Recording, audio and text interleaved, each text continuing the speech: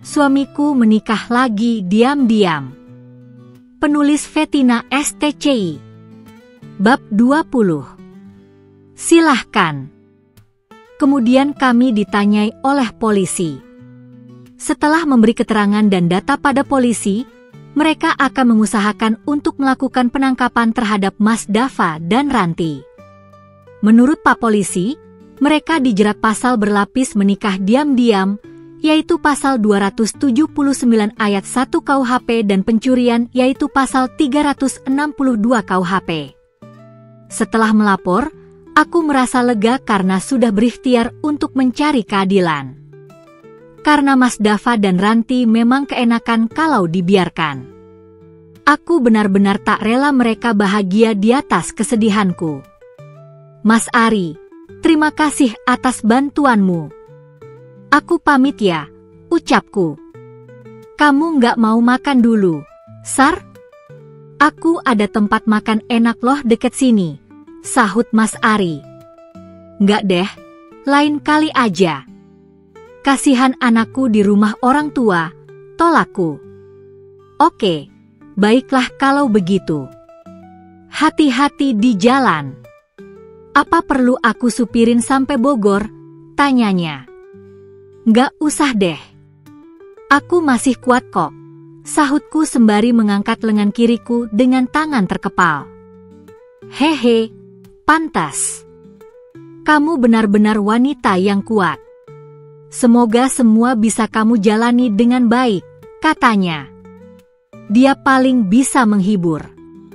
Kali ini sangat senang punya teman sepertinya. Terima kasih, bro, ucapku. Kemudian aku memasuki mobilku. Namun, ketika di dalam, aku merasa ada yang kurang. Ketika kuingat, ternyata aku lupa mengantar Mas Ari pulang. Tadi kan dia pergi pakai mobilku. Setelah tersadar, aku mengajaknya masuk ke mobil. Mas, aku antrin pulang, yuk, tawarku. Baiklah. Ayo. Mas Ari duduk di depan di bagian depan. Saat di jalan aku meminta sesuatu hal pada Mas Ari. Aku ingin ia menyelidiki rumah kontrakan Ranti. Ia harus mengabariku saat penangkapan kedua orang itu dilakukan. Kuberikan alamatnya pada Mas Ari. Baiklah, Sarah. Aku kan coba membantumu. Kamu tenang saja ya, katanya menenangkanku. Sampai di Jakarta, tempat pertama yang kudatangi adalah rumah orang tuaku. Reza udah cemberut saja saat aku tiba. Ia anak yang baik karena sudah bisa mandiri sebenarnya.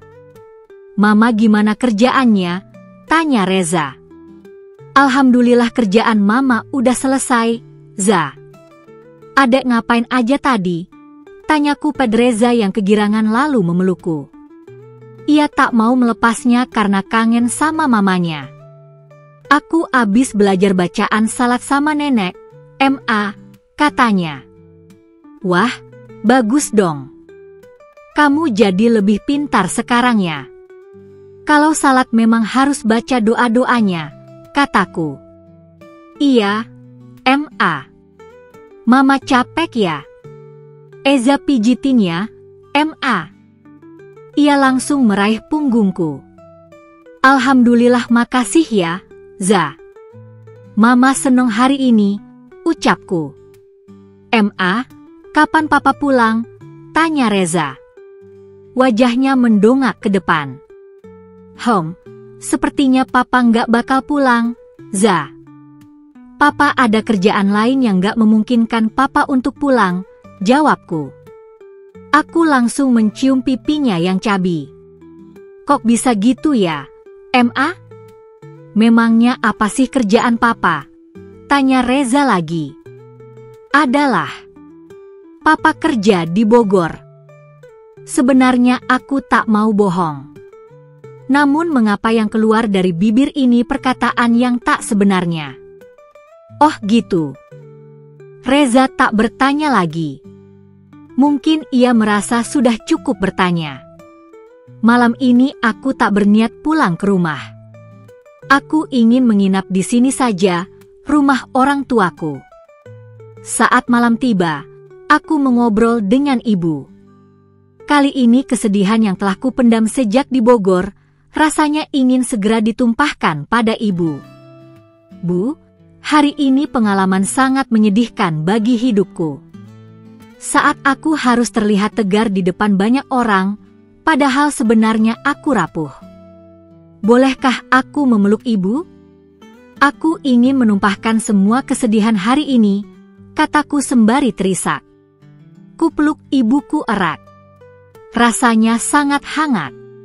Berbeda saat tadi aku berada di Bogor, rasanya ketegaran saat tadi, raib begitu saja begitu di Jakarta.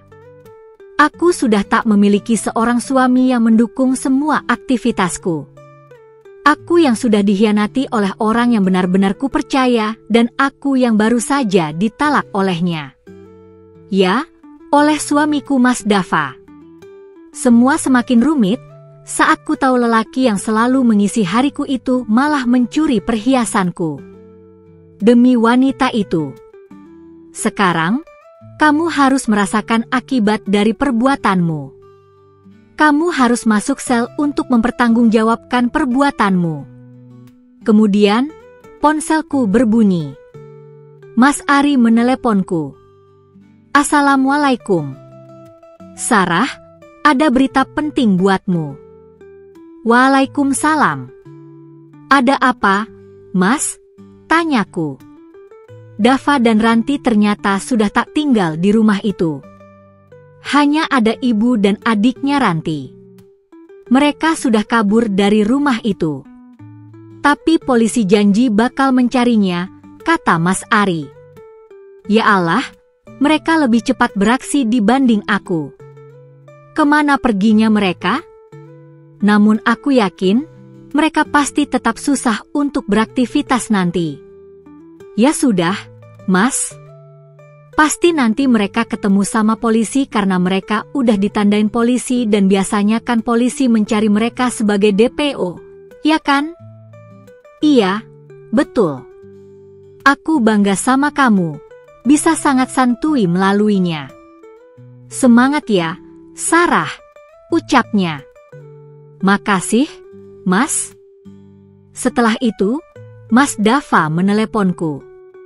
Apa yang dikatakan Dava pada Sarah? Ditunggu ya bab selanjutnya.